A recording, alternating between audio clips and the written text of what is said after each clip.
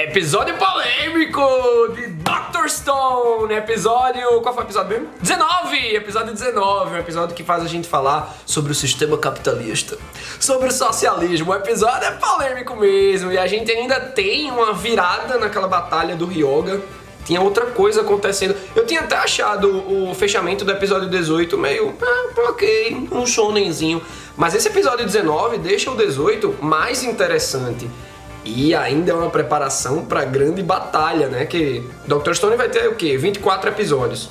20, 21, 22, 23, 24. 5 episódios para ter essa batalha aí. Senku versus Tsukasa. E Taiju e Yuzuriha finalmente vão voltar, né? Tipo, eu gostei mais dessa galera da tribo Ishigami. Tipo, Chrome, eu adorei, Kohaku, estão níveis acima do Taiju e da Yuzuriha. Mas são tantos episódios da gente não vendo esses personagens que eu já adquiri uma saudade. E agora, a gente vai analisar esse episódio 19 todinho. Vamos embora. Lembra aí de seguir o Blue no Instagramzinho e no Twitter. Também dá like no vídeo, se inscreve no canal para mais Dr. Stone. As análises costumam chegar aos sábados, mas dessa vez chegou no domingo, porque sim. E vamos ao começo do episódio 19. Mostra o Tsukasa despetrificando alguém. Eu já achava que ia ser um novo personagem, mas mostra aí como ele despetrificou o Ryoga.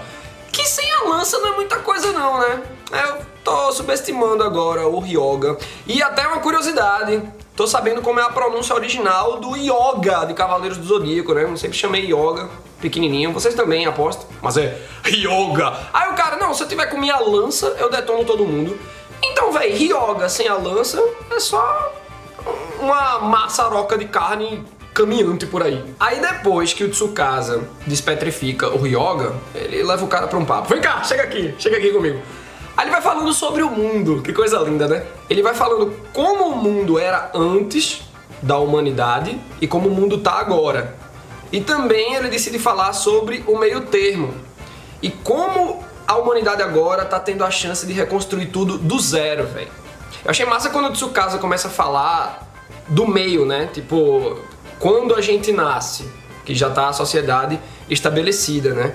E aí, quando a gente nasce, a gente pertence a um sistema onde o mundo é dos mais ricos. Aí a gente começa a entender as camadas de todo o objetivo do Tsukasa. E aí o vilão se torna muito mais interessante do que ele já era. Pelo discurso do Tsukasa, a gente vê que ele tem um ideal belo. Ele tem um ideal socialista, porém ele é muito extremista. Ele é um cara que quer apelar pra brutalidade, vamos matar a galera que não pensa igual a gente, né? Então assim, apesar do Tsukasa ele ser o vilão de Dr. Stone, ele já tá estabelecido como antagonista, como aquele que vai contra o Senku, que é o protagonista, eu queria que vocês o observassem de uma maneira diferente que a narrativa direciona, né? Que já tá estabelecido, ele é o vilão. Então a gente tem que pensar contra ele, mas é importante a gente entender as nuances, certas camadas do personagem. Claro, quando a gente explora todas as camadas, a gente vê que, poxa, não é bem assim, Tsukasa.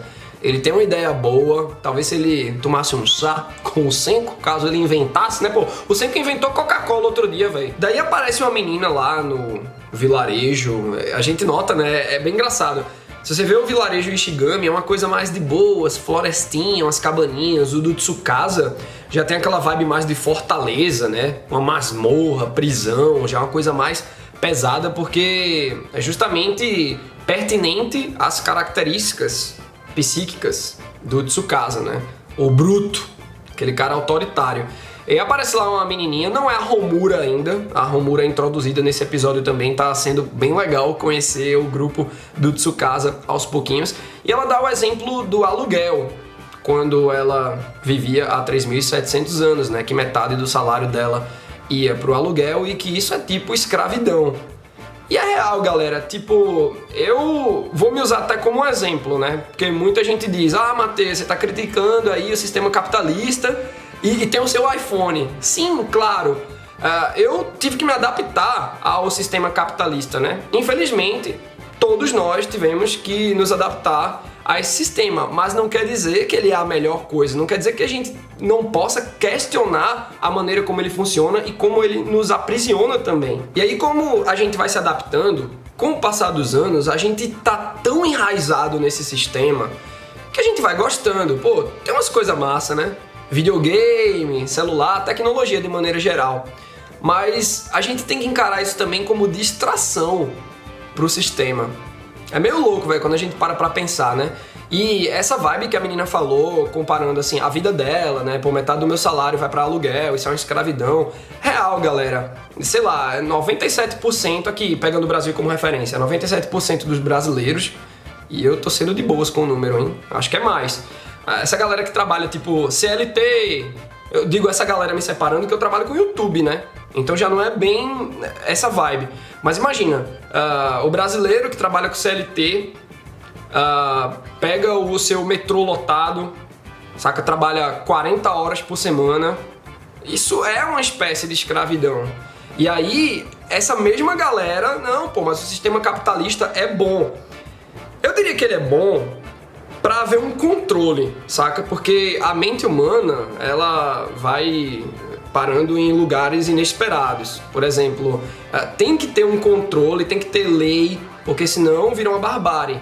Mas ao mesmo tempo, foi um sistema que foi se usando de todos os artifícios possíveis para controlar o povo, para deixar o povo bem... É tipo a música Vida de Gado, né? Do Zé Ramalho. Então, é muito triste você perceber que você vive nesse sistema, né? A gente praticamente sendo um escravo da sociedade. Eu diria que eu consegui me libertar um pouco disso, mas é só um pouquinho, velho. Eu ainda acho que esse sistema poderia melhorar muito, mas infelizmente a gente ainda não tem algo que, em questão desse controle que eu falei anteriormente, possa ficar no lugar do sistema capitalista. É realmente bem complicado, mas é por isso que a gente consegue entender para onde o Tsukasa tá querendo ir. Daí, ao contextualizar, tipo, passado, presente e o futuro que ele almeja, né, para o Ryoga, o Tsukasa fala sobre a classe privilegiada. Imagina se eles voltassem agora. Imagina se eles voltassem consciência. E aí eles iriam estar controlando tudo de novo. Iam estar concentrando o poder, iam estar concentrando riqueza. É aí que vem aquelas imagens fortes da criança morta no meio da guerra, do acampamento dos refugiados. O Tsukasa agora tem a chance de reconstruir e o Senko é um obstáculo. E é bem interessante, né? Porque ele vai falando isso e o Ryoga vai comprando a ideia na hora. Não, é verdade, você tem razão. Vamos lá. E o Asagiri Gen tá por trás, né? Tá lá, ele tava agindo como espião do Senko pro vilarejo Ishigami. Ele, meu Deus, as duas cabeças mais perigosas estão aí concordando um com o outro de boinha. Nesse ponto do episódio, a gente vai pro tempo presente e a gente percebe que aquela derrota do Ryoga era uma distração. É esse o ponto que torna o episódio 18 mais interessante, porque ele foi bem fechadinho nessa batalha.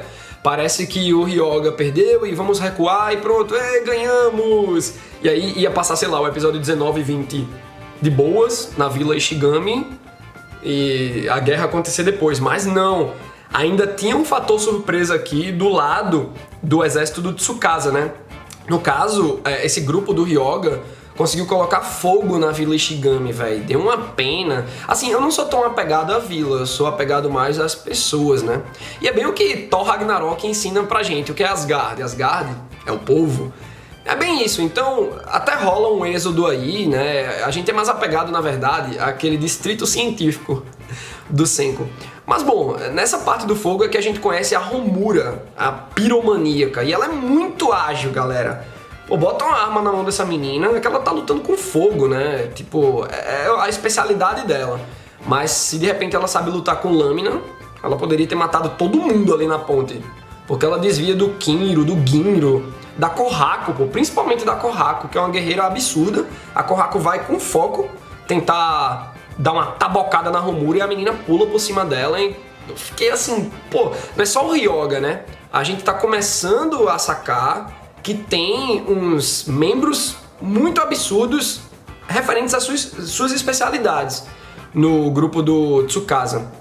E o bicho vai pegar nessa guerra, porque aí não vai ser só um ataque de um desses membros. O Ryoga chegou aí, não, vai ser o Tsukasa. O Tsukasa vai estar presente, o cara matou um leão com um soco só, então ele vai estar presente, vai estar o Ryoga, vai estar a Homura e outra galera que a gente eventualmente vai conhecer durante a batalha final. Daí, como a galera migrou da Vila Ishigami para o distrito da ciência, eles estão lá meio encurralados, né? O que é que a gente vai fazer? E a Homura chega lá nessa parte também causando, tacando fogo em tudo. Aí você vai vendo, né? Pô, as perdas. E a gente tinha dialogado isso em alguns episódios. Imagina, né? Se alguém destrói toda essa cabaninha aí, o laboratório do Senko, tanto esforço para eles construírem tanta coisa, né? Leva tempo, dedicação e com o fogo da Homura tudo sendo destruído aí. A gente vê que o Kinro, o Ginro, o Chrome, todo mundo sofrendo lá, né? Pô, tanta coisa sendo perdida aqui. E a gente descobre que o grupo do Ryoga quer pelo menos pegar um refém. Pô, eu acharia muito bobo eles não conseguirem pegar um, né? Porque tem uns velhinhos do tamanho de um hobbit lá correndo. É menor do que a Suika, os velhinhos, pô. E eles não conseguirem, pô, e eles são um grupo da força bruta, do ataque. Como assim eles não vão conseguir pegar ninguém, né? Daí o Senko, ele começa a se ligar, né, que tá vindo uns ventos da montanha muito fortes. Opa, tá vindo exatamente daquela região do ácido sulfúrico. E a Suika, pra distrair a galera, começa a guiar os minions do grupo do Ryoga por uma estrada. E aí, beleza, vai todo mundo em direção à Suika. Por que eles não se espalharam, velho? Saca? E aí, nessa estrada que tá vindo a maior concentração de vento, que tá justamente trazendo aquele gás da morte do ácido sulfúrico, que foi muito bem contextualizado. Se você respira, você morre na hora. E a Suika tá indo pra lá também porque ela tá agindo na inocência. Ela não tá guiando eles, tipo, tem um plano. Não, então ela pode morrer também, velho. E a gente até vê, né, que a galera consegue prender a Suika numa árvore, e o vento tá passando pela parte de baixo, tem bem o grafismo, né? Porque não dá pra ver onde tá concentrado o ácido sulfúrico. Eu acho legal também do grafismo, que aí é bem mais aquela vibe anime, né? Que tem aquela boneca que simboliza a morte, o zumbi, gritando lá. Então eu gostei demais daquilo, tipo, ela vai passando por lá. O Ryoga tem um momento até que ele tá subestimando o gás. Será que isso é verdade? Será que isso é um blefe? Aí ele coloca os minions pra cair da árvore, velho. Como eles chamam, né? Os sem cérebro, cérebro derretido. E aí os caras caem lá embaixo e morrem de fato. Aí o Ryoga, pô, além de tudo, a gente tem que superar o Senko em armamento químico. Porque ele também se liga. E não é que o Senko, ele se utilizou de uma arma química, mas de um fenômeno na natureza que se comportou como arma química e ele conseguiu bolar uma estratégia em relação àquilo. Mas também foi uma medida muito de pronto, sabe? Ele não foi nada planejado. Já que o grupo do Ryoga tá por ali, vamos por esse lado. O Senko pensa rápido, pô. Então, além de tudo, mesmo ele não tendo armas, podem acontecer fenômenos da natureza que virem o jogo. Claro, o Tsukasa é um cara inteligente. O Senko comenta isso no final do episódio. Mas o Senko é muito mais, velho. Então, com essa inteligência toda do Senko, eu fico me sentindo até tranquilo. O problema é em questão da brutalidade, né? Será que a gente vai ter alguma morte até o final dessa primeira temporada? Ô, galera, tomara que não, que eu tô gostando de todos os personagens, velho. O Magma! Magma pode morrer. Daí, beleza. Ryoga vai embora com a Homura, sem reféns. E o Senko percebe que agora eles vão ter que atacar primeiro. Eles não podem esperar o novo ataque do grupo do Tsukasa. Por quê? O Tsukasa tá ligado que o Senko carece de ácido nítrico. Não o sulfúrico agora, o nítrico, né? Que é usado para despetrificar a galera. Então, o ácido nítrico também é usado para criar pólvora. Sem pólvora, consequentemente, eles não têm armas de fogo, que já era um blefe. O que o Senko tem é katana. Será que o Tsukasa vai descobrir algum jeito de criar katana? Ou algum artifício que impeça, bloqueie as katanas? Ó, essa guerra vai ser o pipoco, velho. Porque eu acho que o Tsukasa, apesar de ele ser do campo da brutalidade, deve ter algum membro do grupo dele que saque de ciência. E aí possa tomar medidas pra se precaver do Senko e dos seus planos. E pô, se o Senko vai atacar primeiro, como é que ele vai atacar? Só com katana? Não vai ser bem assim não, hein? Aí é que eu acho que o Senko ele pode se aproveitar e se apropriar dos fenômenos naturais que acontecem por volta daquela fortaleza do Tsukasa. Se o Senko descobre onde eles estão, que é o que vai acontecer, já que tá rolando essa vibe de vamos criar o celular, Taiju e Uzuriha vão passar informações geográficas do lugar.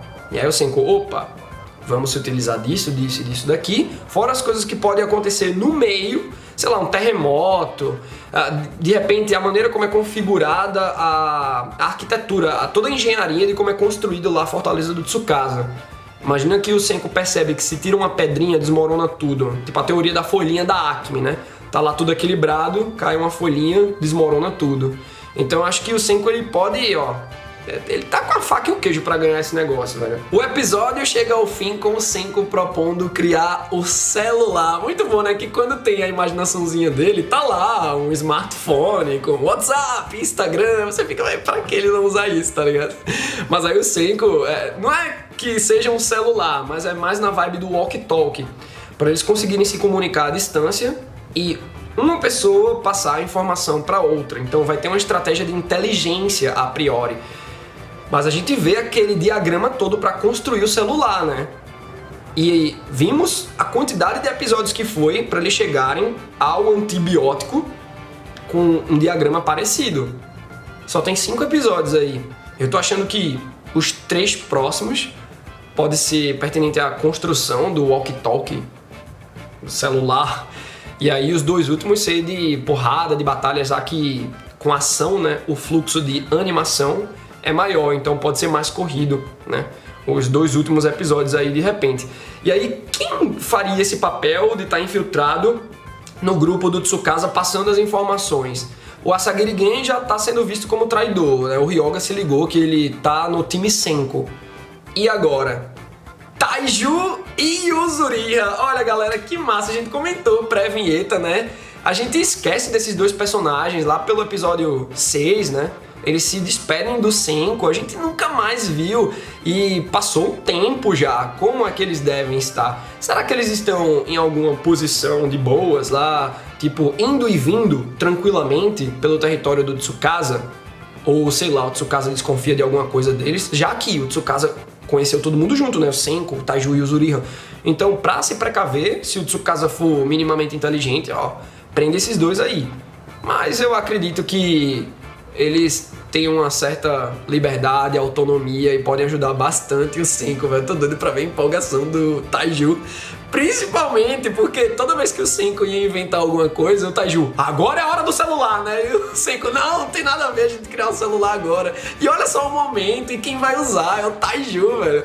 No finalzinho do episódio mesmo, o Ryoga volta com as más novas pra o Tsukasa, dizendo, seguinte, o Senko tá vivaço, e a aldeia que ele tá já evoluiu muito cientificamente.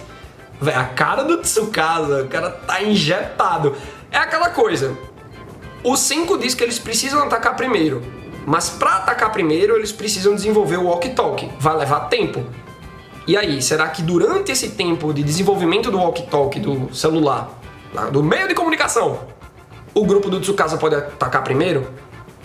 Então, tudo pode acontecer nesses 5 últimos episódios, hein? Eu queria muito a opinião de vocês agora, deixa aí nos comentários e até a próxima!